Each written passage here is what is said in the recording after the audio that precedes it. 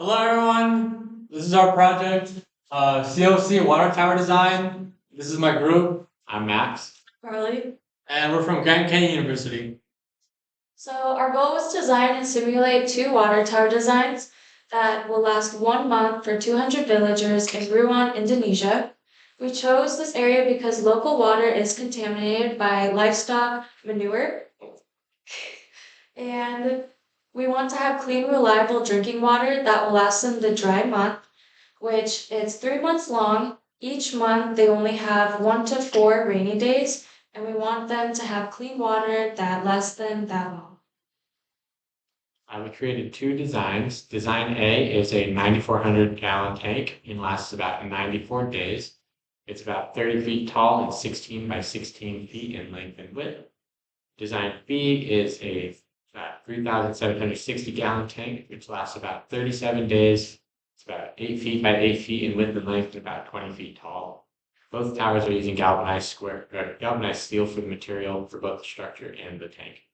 And it's locally available and resistant to rust. So basically, assuming that each of the water towers are at least half full at the start of the dry season, because the months leading up to it, it's raining enough, so we assume that it is half full. We took the surface area of each of the bases, water tanks, and multiplied it by the average rainfall they get during the dry season for those days. And we assume that it's an 85% collection efficiency. So we took 85% of that much and we converted it to gallons. So this is how much we would get each day. Next, we multiplied this by 7.5 because that is the average amount of days throughout those 3 months that they will get rain. And then we also saw that throughout the dry season, we can get 52,834 gallons, which exceeds our 3 months or 9,000 gallons of water. And B can collect 7,430 gallons, which if B was half full at the start of the dry season, and you add the 7,400 or so, it will maintain 3 months of water for the villagers for the 3 months of the dry season. We chose an X-shaped truss system because it's ideal for a tall vertical structure like water towers. The cross bracing helps stabilize the tower on both sides, especially under wind and uneven loading. It effectively manages both tension and compression, so the forces from the water tank and the wind don't concentrate in one area. The design is also practical. It uses straight steel members that are easy to fabricate, transport, and weld on site. That reduces construction complexity while maximizing strength, and the result is a stable, efficient, and durable structure that performs well under real-world conditions. We chose a 30-foot height to provide natural water pressure using gravity. This makes the system more reliable, especially in areas without consistent electricity. The height also protects the water from contaminants on the ground and improves rainwater collection by elevating the catchment surface. Now we'll go through the simulations. As you can see, we have the two designs up here. As you can see from design A, it had minimal stress levels observed from the picture. Mostly at the base, you can see that it exerted most of the stress at the base, and it remained pretty stable. For design B, overall it had low stress, but it did fail. It indicated the yield strength and the arrows as you can see in the picture. And this showed that design B was a real weakness at the structure. So with full capacity and no wind, design A, we increase the stress and especially at the joints, it experienced that stress and on the lower frame. There's still no red zones, so it's well within safety limits, so it did not exceed or fail. Efficient load distribution and it performs safely as it's a full tank. And design B The central supports and lower joints experienced high stress, and simulation shows the stress surpassed the yield strength, which is the red arrow, so it did fail. For the full capacity with double the wind speed, for design A, the stress peaked near the tank but still did not fail, while design B suffered severe strain, especially on the side with the wind, and failed completely again. And this confirmed to us that design A is far more resilient. And in summary, design A performed successfully in all simulations, showing strength and reliability, while design B failed every test, meaning it is not safe for real world use. So for the hand calculations, our wind force is the top equation. It's 1/2 times the density of the wind times the velocity squared times the area of the surface that is facing the wind times the coefficient. Water force is the volume times water density times the gravity acting on the base. And the pressure is the force divided by the area of whichever we're looking at, either the water or the wind force. And then the tank base area is pi r squared. And for the parameters, you can see these are the different simulations that we ran. Design A at average wind speed and half capacity is the first one.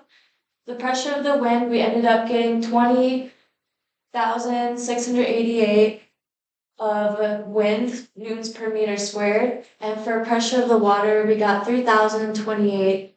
So you can see we got this for all the simulations. And the highest one with both of them, the pressure of the wind and the pressure of the water, ended up being design B at twice the average wind speed and full capacity, which is expected because it is our weakest one. It has the most wind and it has the most water. So this is our percent error. The percent error between our hand calculations and the simulation results is pretty high. It's around 99%. That's because we're comparing external pressure, which is simple force over area, with internal stress, which includes complex factors like geometry, material, behavior, and localized forces. They measure different things, which leads to large errors when comparing them directly. Based on our findings, we chose design A. It's stronger, holds about 3 times more water, and withstands all tested forces. And even though it costs more upfront, it's scalable, sustainable, and lasts through the dry season. As well as design B failed every test in every simulation. It doesn't meet the structural or capacity needs. And this is a detailed drawing of design A. You can see the truss system and the large top platform that holds the tank on it, as well as the tank. So cost comparison, this includes the fabrication, the cost of building, as well as the materials of each of the water towers. Design A ranged from $400,000 to $460,000, and design B ranged from $200,000 to $222,000. Clearly, A is about double the cost of design B, but its longer lifespan, higher capacity of holding water, which is 3 times how much it can hold and how long it can hold it for compared to B, and it has better collection efficiency from the rainwater during the dry season. This is our assembly instructions.